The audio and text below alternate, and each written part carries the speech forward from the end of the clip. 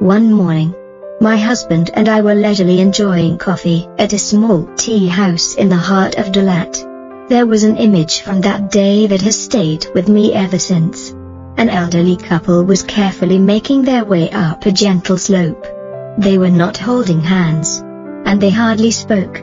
The husband simply walked very slowly, watching each of his wife's steps with a quiet patience and warmth. That slowness was so beautiful that it touched something deep within me.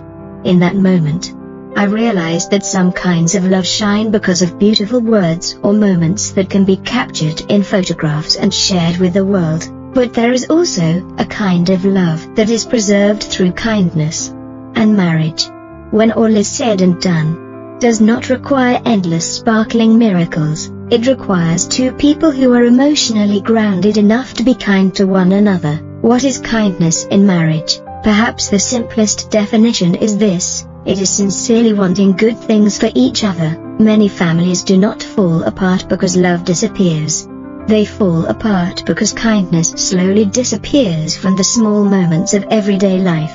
Careless words that wound, unspoken expectations, long periods of silence because both people want to be right, comparisons, resentments, and disappointments that quietly accumulate over the years. No relationship breaks in a single day. People break apart because small cracks are left unrepaired.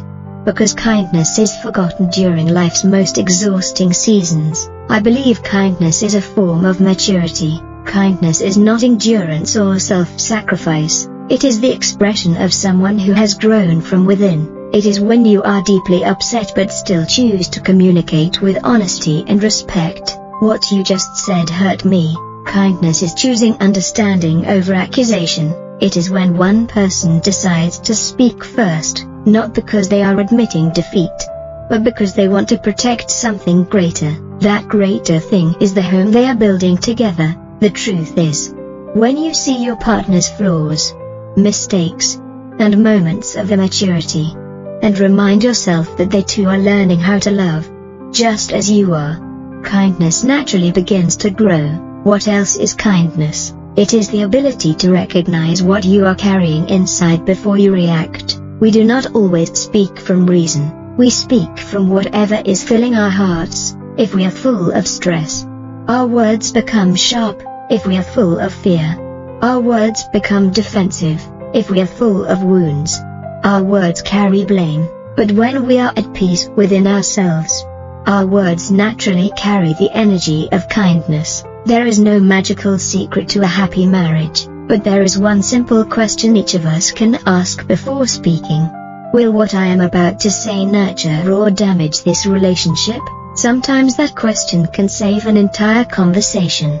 Sometimes it can even save a marriage. My friend, kindness is what keeps a marriage standing when love passes through seasons of storms. Love has seasons that are beautiful, romantic, and effortless, but it also has seasons of exhaustion, struggle, and drought. And during those difficult seasons, kindness is what helps love rise again. When affection fades, kindness reminds us why we chose each other in the first place. When marriage encounters hardship, kindness becomes the gentle force that soothes both hearts. I have two adoptive parents who have shared a marriage for more than 60 years. What I learned from them is that lasting marriages are not built because people love more. They endure because people love with kindness. For many years, my father always carried a beautiful white bag that was carefully washed and kept spotless. Inside that bag was a small back support pillow for my mother, who suffered from chronic back pain. Wherever they went together, he carried that bag with thoughtfulness, care, and genuine joy in looking after his life partner, a man simply wanting his wife to feel less pain. Kindness in its simplest form, and that kindness became one of the reasons their marriage remained strong throughout their lives. The story of my adoptive parents reminds me of a profound truth.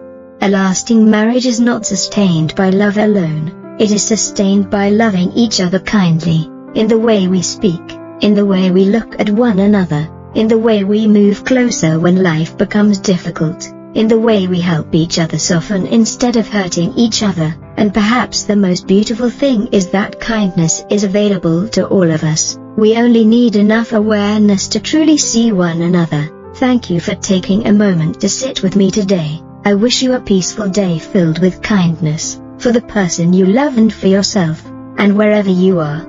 Whatever you are doing, always remember that this world needs you and the unique value that only you can bring. If today's message touched your heart, please share it so that together we can nurture a ripple of peace that flows from one heart into our communities and the world. Don't forget to leave a like, subscribe to the channel, and turn on notifications so you won't miss our newest weekly videos. Thank you once again, and I look forward to seeing you in the next video.